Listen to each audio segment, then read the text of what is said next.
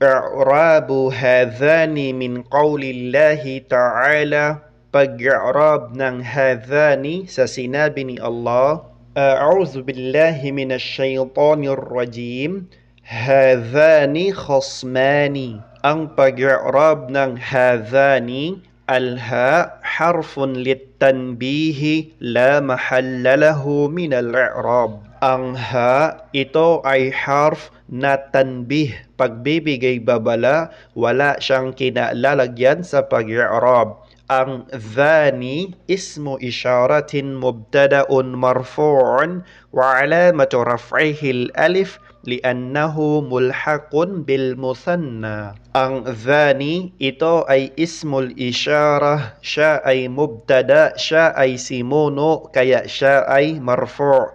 At ang alamah, palatandaan ng kanyang pagiging marfu' ay ang alif dahil siya ay mulhaq ng musanna.